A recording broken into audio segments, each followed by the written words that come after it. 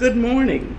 I have the distinct pleasure of reading a book, The Berenstain Bears and the Prize Pumpkin by Stan and Ian Bernstein. It's a fun book, and I'm Dr. Seghetti, and I'm glad to read to you today.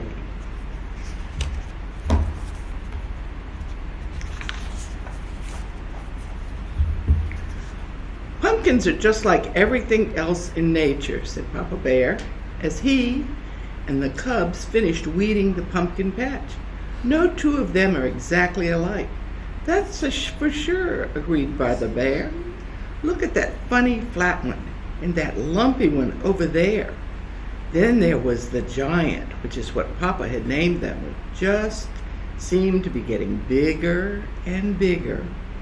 Why is it that no two things are exactly alike? Asked Sister Bear. It's just the way nature is, answered Papa. Time to wash up for supper, called Mama Bear from the tree house steps.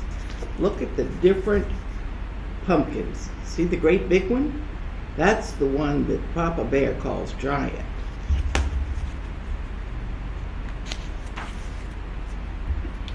What about Queenie McBear's twin brothers? Asked Sister. They certainly look a lot alike, said Papa, but I've noticed that Mrs. McBear can tell them apart quite easily. In you go, said Mama, shooting her family into the house. But Sister didn't go right in.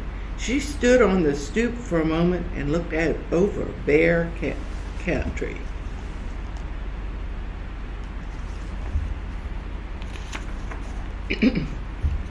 It was well into fall, so that the days were getting shorter.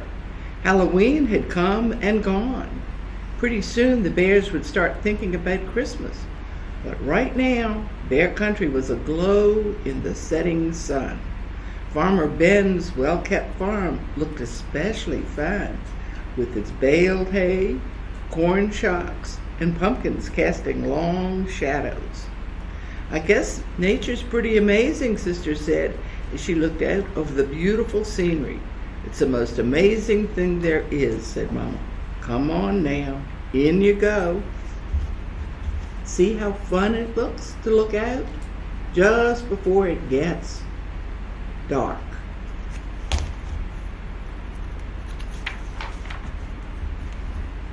Farmer Ben's farm sure looks beautiful in the setting sun, said Sister as the family sat down to supper. Said Papa grumpily. Farmer Ben was not such a much, said Mama.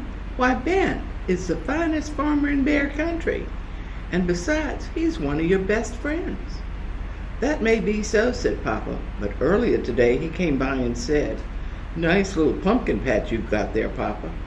What he said is true, said Mama, especially compared to his fields and fields of pumpkins. That may be so too, grumbled Papa, but I didn't like the way he said it. He sort of chuckled.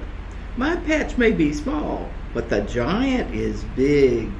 It may be the biggest and best pumpkin in all of Bear Country.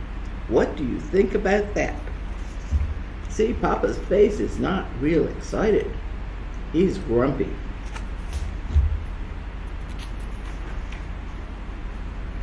I think you're being oversensitive, said Mama. Come on, let's clear the table so the cubs can do their homework. Brother and Sister sighed as they spread their books out on the table. What's that all about? Asked Papa. Oh, I was just thinking, said Brother. With Halloween over and Christmas almost 2 months away, there's nothing to look forward to. That's right, added Sister. Nothing except lots of homework. Oh, is that so? Said Mama Bear.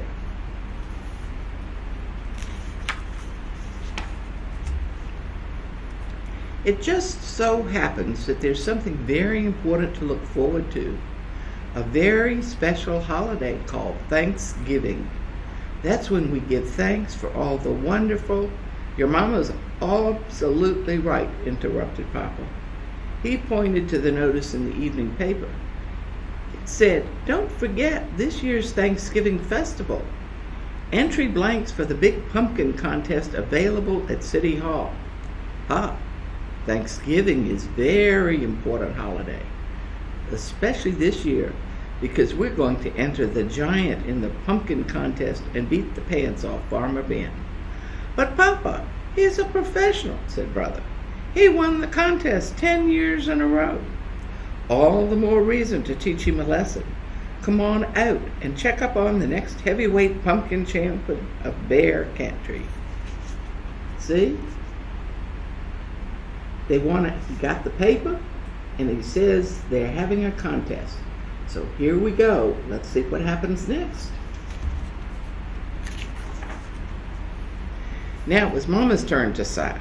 Thanksgiving was about giving thanks, not beating the pants off Farmer Ben. Isn't it a beauty, Papa said after they admired the giant. Across the road they could see a field of Ben's pumpkins. There were lots of fine ones, but none that measured up to the giant. See the giant? It's big. There's homework to be done, called Mama Bear from the house. As they left, the cubs asked Papa, "Aren't you coming in?" "Nope," he said. "I'm going to stay out here a little while and watch the giant grow." Did you ever watch a pumpkin grow? I didn't.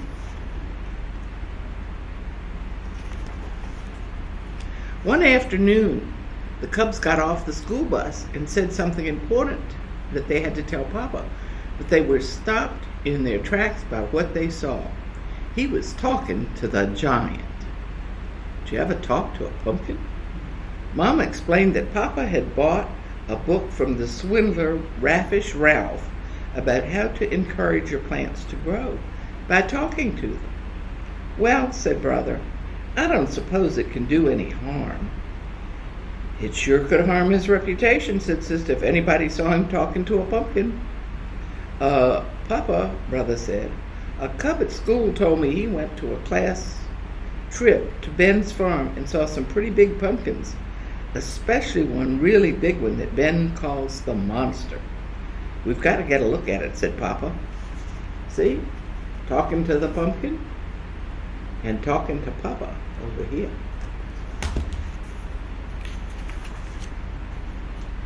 That evening, Papa and the cubs climbed through the fence into Farmer Ben's field. They saw some good-sized pumpkins, but none to match the giant.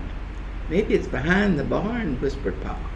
Suddenly a light shone on them, and they heard Ben shout, "Prowlers in the pumpkin field! Get me my pitchfork!" They got out of there so fast Papa tore his overalls, climbing through the fence. "So what have you been up to?" asked Mama Bear when they got home. "Nothing much," said Papa. "Just strolling in the moonlight." See? They're sneaking out in the dark.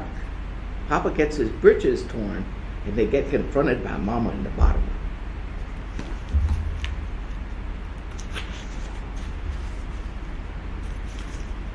The weekend before Thanksgiving arrived, and it was time for the big festival.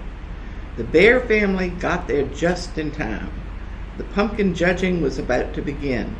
There were many fine pumpkins in the contest, but Papa was sure that none could measure up to the giant until he saw the monster. It was at least as big, round, and orange as his pumpkin, and maybe, just maybe, a little bigger, rounder, and oranger. See the pumpkins? Look how big they are. Really big.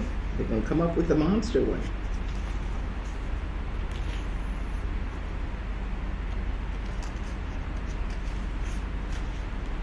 The bears waited nervously while the judges studied, measured, and weighed, and then studied, measured, and weighed the pumpkins some more. Finally, they made their announcement. The first prize winner and still champion. Of course, that meant Farmer Ben had won. It was close. It turned out that Ben's monster was just a little bigger, rounder, and oranger than Papa's giant. But that wasn't the worst of it. The giant didn't even come in second. A beautiful pumpkin grown by Ms. McGrin won second prize. The giant came in third. Papa and the cubs were crushed, and very quiet as they pushed their third prize winner home. See? 1, 2, 3. 1 is the biggest, 3 is the smallest of those that got a prize.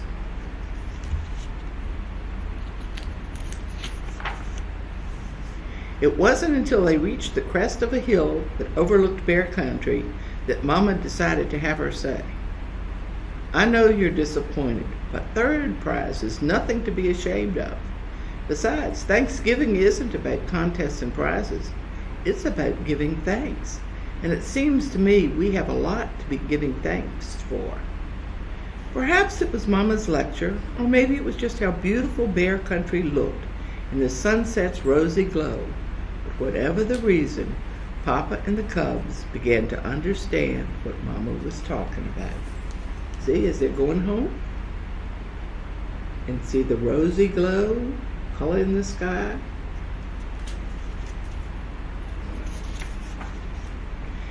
Even more so on Thanksgiving Day. After the bears gave thanks for the wonderful meal they were about to enjoy, Sister Bear gave her own special thanks. I'm thankful, she said, that we didn't win first prize. If we had, the giant would be on display in front of City Hall, and instead of being part of the yummy pies we're going to have for dessert.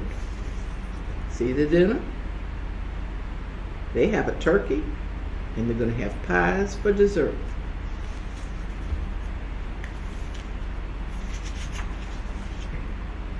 As the laughter faded and the bears thought about the blessings of family, home, friends, and neighbors, they knew deep in their hearts that there was no question about it. Indeed, they did have a great deal to be thankful for. And I hope you do too at your Thanksgiving meal.